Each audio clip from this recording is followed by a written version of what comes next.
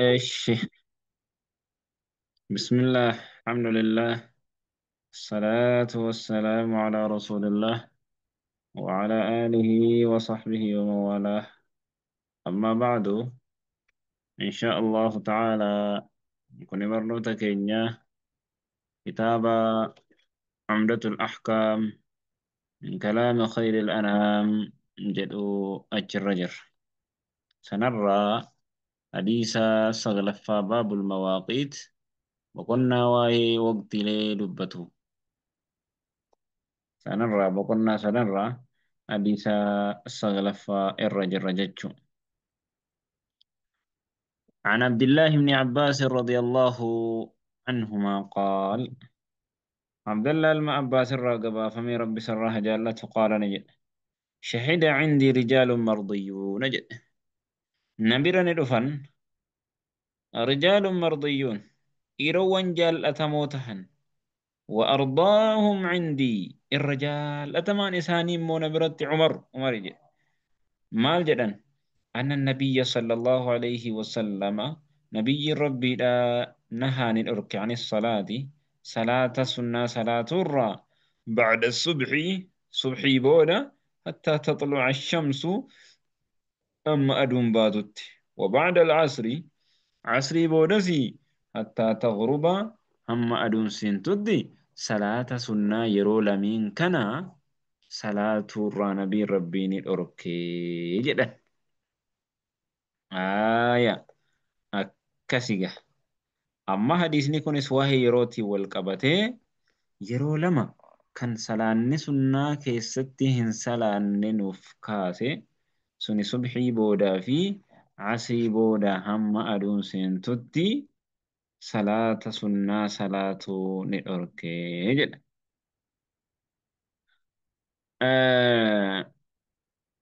Subhii booda jechuun kuni guutuu guututti asrii booda jechuun asruma boodaa ka'ee hamma dhuma adootti isa jedhu waliin laala.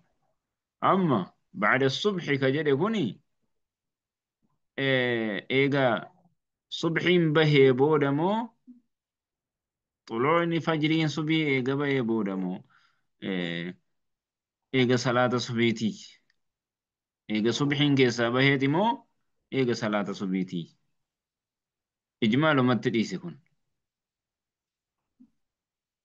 salaata subhii booda ta'uunis mala eega subhiin bahee booda.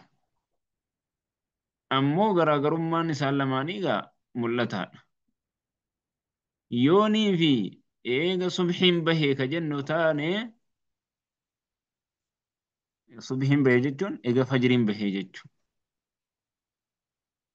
Fajriin bahu eega subhiin bahee jechuun eega salaanni subhii keessa seene yoo kan jennu taane fajriin bahuu booda sunnaan hin jirtudha. Sunnaa subhii yoo ta'e malee.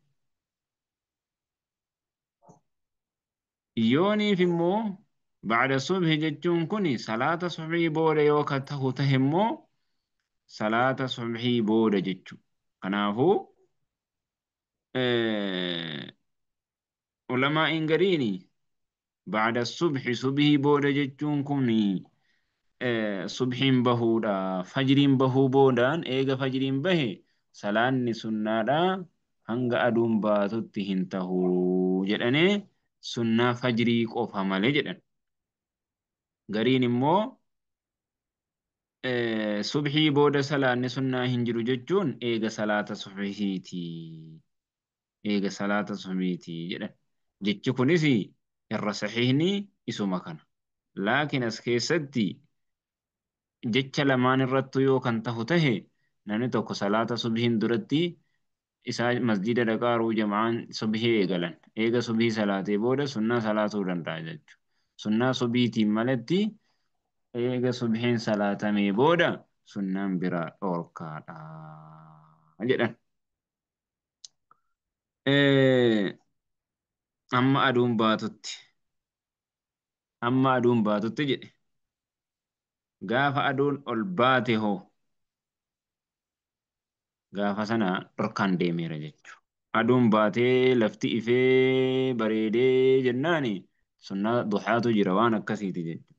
Asrii boodas jechuun salaata asrii booda hin jiru hanga aduun seentutti. Gaafa aduun seente immoo dubbiin taheera jechuudha.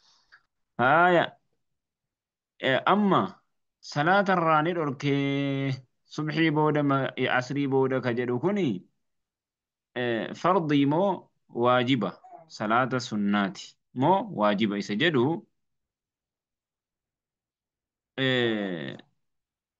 salaata sunnaati jedhan maaliif jennaani eega salaata fajriitii namni tokko fakkeenyaaf ishaa akka hin salaanne yookaan xahaaraa ammarratti ishaa salaateera wuduu ammarratti ishaa salaateera salaata subii booda yeruma yaadate salaanni nama rafiitii ka'e salaanni ammas nama irraanfatee yeruma yaadatee miti kanaafuu salaata waajibaatii miti salaata sunnaatii jedhan ammas as keessatti yeroo eega subhii boodaaf amma asrii booda salaanni hin tahuu jedhamu kana salaata sababaa hin qabne jedhan salaanni sababaa qabdu dhorkaan hin jiru amma as keessatti salaanni hin tahu jechuudha barre subhii booda salaanni sunnaa asrii booda salaanni sunnaa sababaan isaa moonni dhofame maali jennaani mushriktootatu jedhan tahiyyaa kabajaa aduutiif yeroo isiin baatu kabajaa aduutiif ammas itti dhaammannaadhaa fi salaatanii yeroo isiin baatu akkasuma yeroo isiin seentus aduudhaaf sujuudanii kabajaa isiitiif itti dhaammannaatii fi jedhan allahu alam kanaafuu akkas hadiisatti aanu عن أبي سيد الخدري رضي الله عنه عن رسول الله صلى الله عليه وسلم أنه قال نجد لا صلاة صلاة ننجر بعد الصبح صبحي بودة حتى ترتفع الشمس أما دون ألفودن توت ولا صلاة بعد العصر أقسم صلاة ننجر عصري بودة حتى تغيب الشمس هم أدون سنتوتي جدا وفي الباب جد بابا كان كيست ججون أي في هذا الحكم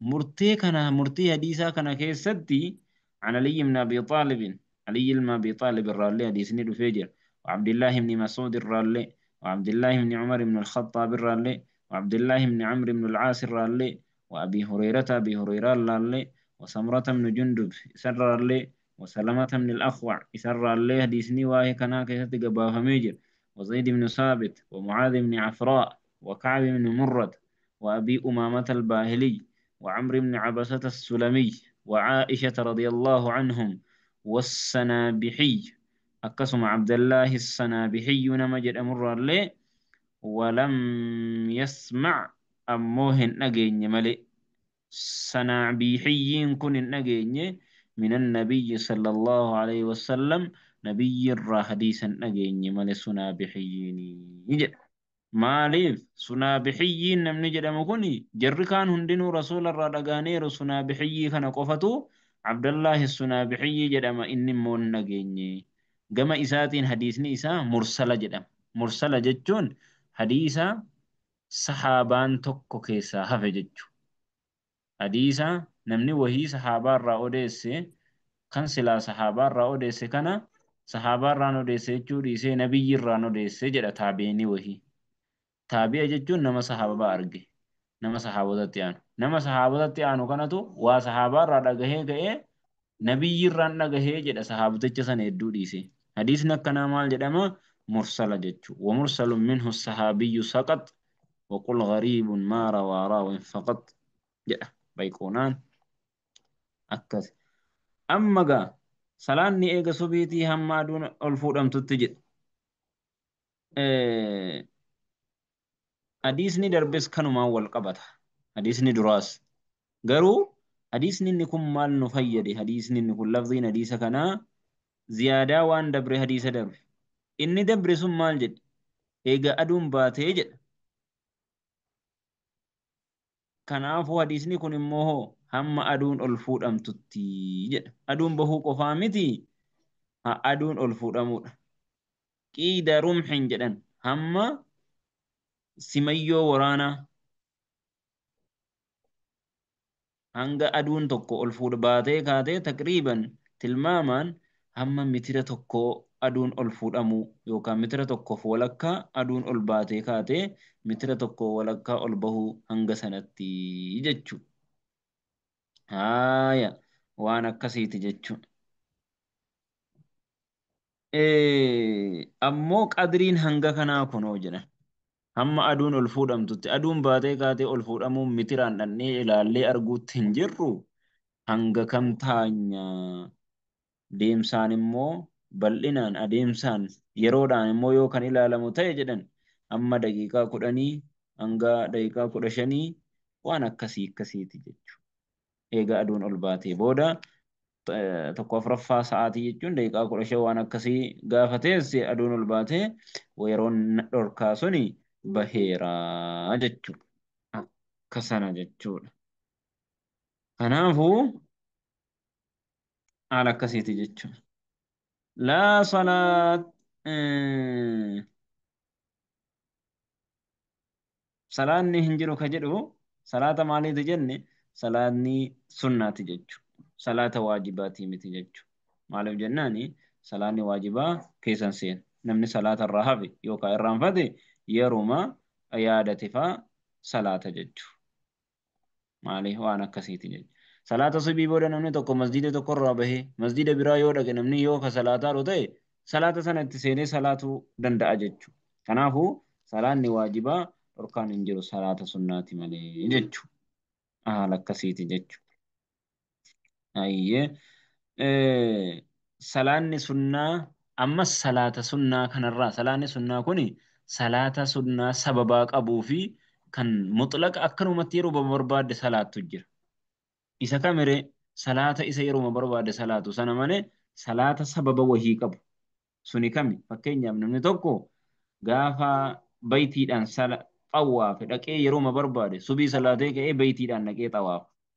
Hadiisa keessa ka jiru eega xawaafee rakaa lama salaatuutu jira waan ta'eef inni sunis keessa hin galu sababa qaba waan ta'eef laa salaataa kana keessa hin galu jedhan. Amma fakkeenyaa namni tokko guyyaa jumaa imaamaa khutbaa godhuu ol seena. Yeroon sun yeroo zawaala aduuti. Amma as keessatti hadiisni nuun kaafne malee yeroon dhorkaa kun sadii. Tokko yeroo aduun ol baatu, tokko yeroo siin seentu, tokko yeroo aduun akkana wal qixa maxaa namaarra geessu hamma siin xiqqoo si dabdutti. Salaanni jumaa yeroo sanarra wal dhufa imaamaa khutbaa godhaaru aduu zawaalaattu dhaqee ol seena masjiida. Tahiyyaa masjiida salaatuun dirqama. Kanaafuu sababaa qaba kunis jechuudha. Digalee akka sanaa jechuudha.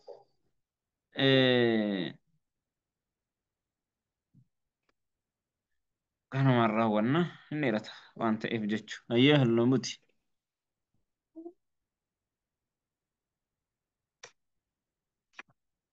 حديث تكوكفا فيه عن جابر بن عبد الله رضي الله عنه جابر بن عبد الله راودي فمن رب سر جالته أن عمر بن الخطاب جاء يوم الخندق ويالو لخندق ندف بعدما غربت الشمس إيجا أدون سنتي فجعل نسين يسب كفار قريش يا الرسول وقال نجري يا رسول الله يا رقم ربي جدين ما كدت أصلي العصر أسري صلاة ما كدت أوان نهان نجد أصلي العصر أسري صلاة التوان نهان نجد حتى كادت الشمس هماد ياتت تغرب سينوت فقال النبي صلى الله عليه وسلم والله ما صليت أنا اللي وان صلاة نجرين قال نجري رسول الله عمر فقمنا نكان إلى بطحان قرى لقى بطحان جرم وهيت وتوضأ للصلاة صلاة نوضأت نمن دنو رسول الله جج وتوضأنا لها ندس صلاة نوضأني فصلى العصر أسرين صلاة بعدما غربت الشمس إيقا دون سنتي ثم صلاها بعدها إيقنا إسيبودني صلاة المغرب مغرب صلاة جج أكسن حديث نكونسي حديث ما دبرتي الرأى يرود عن جج صلاة مشركتوني صلاة عصر الرأى isaan booda aansane jechuudha. Amma hadiisa kanarraa maal fudhannaa ilmi namaa tokko salaanni isa dabre tokko yoo ka jiraatu ta'e isa duraa sana isa dabre sana salaata jechuudha. Fakkeenyaaf salaata hedduu wayiitu kan si duraa kute wayiitu jira. Mathalan namni tokko rafa salaatarraa guyyaa guutuu zuurii asrii magriba ishaa irraa eeganaa dammaqe zuurii irraa jalqabee asrii itti aansee magriba itti aansee ishaa salaataa jechuudha. fakkeenyaaf tartiiba kana osoo beekuu namni tokko yoo tartiiba kana kadabsu ta'e jedhan yoo beekaa waajibinnaa tartiibaan salaatu waajiba jechuu kana beekaa yoo kadabsu ta'e jedhan salaanni isarraa hin tahu salaatattii isii jalqabaa sana malee jedhan ammoo namni hin beekne hoo laakiin salaanni isaa fayyuma ta'a jedhan eegalee gurbaan wayii fakkeenyaaf ka'ee salaata shanan irraa lafe yookaan salaata afur irraa eeganaa dammaqe ishaa salaata magriiba salaata eeganaa asrii eeganaa zurii salaata tartiiba wal dhabsiisee jechuudha. Waajibinnaa tartiibaa osuma beekuu yoo dhiise salaanni isaadhaa zuhurii qofa qadaa baasuu qaba. Zuhurii qadaa kaffala. Maaliif jennaani ishiitu jalqaba waan ta'eef jechuudha. Waan akkasiiti. Kanaafuu salaanni jumaadhaa yeroo dabartee yeroo namaa keessaa gaafa dabare yeruma yaadate sana salaatota barbaachisan. Laakiin gaafii wayii isinii deebiseetiin jira. Salaanni kun kan jahriyyaa jira sirriyyaa jira. Kan ol fuudhamu gadi qabamu. Gaafa akkam gootare jahrii moo yoo jahriyyaa taate guyyaa keessa yoo kan kaffalu ta'e kan ol fuudhanee salaatan ishaafaa yookaan halkan yoo kan ta'u ta'e gadi qabee salaata akkami jennaani akkuma salaataa isaati. Zuuriis gadi qabeetuma salaata ishaayis ol qabeetuma salaatee qadaa baafataa jechuudha. Amma waan tokko isinii jedheetiin dhaaba. Gaafii wahii namni wahii ka'ees gaafata. Namni wahii dhufa. Salaanni asrii isa dabarfattee jirti. Magriiba masjida dhufe yeroo magriibaa kana. Ummanni salaata magriibaa salaatuun jira. Isaanii wajji salaatamu akkam ta'a? Akka jedhee Muhammad Saalih Al-Husaymiin isaanumaa wajjin seenee salaataniyyaa asriitiini. Gaafa salaatee salaata raka'aa sadi gaafa salaatee imaamni salaamataa bahee ol ka'ee afuraffaa sana itti guuttataa jechuudha.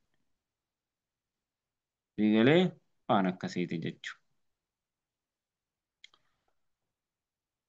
Kanu gaafii kanaan wal fakkaatu wahii. Jamaa wahii ka'ee masjida seena. Imaamni masjida sanaa immoo salaata taraawwiyaa salaatuun jira. Imaama wajjin seenanii salaatan immoo kophaa isaanii kaayanii salaatan salaata ishaa'ii kan. Deebisaanii yoo masjidni dhiphoo kan ta'u ta'e warrakkoon yoo kan ta'u ta'e jama'aan lameen wal cinqaa aadaa wal godhaa yoo kan ta'u ta'e imaama wajjin seenanii salaatanii yoo masjidni immoo bal'aa ta'e irraa fagaachuu kan danda'u ta'e waajiba isaanii salaatanii kan itti dabarfatanii wallahu aalam sallallahu alaihi wa sallam wa baraka ala Muhammad wa ala alihi wa sahbihi ajma'in.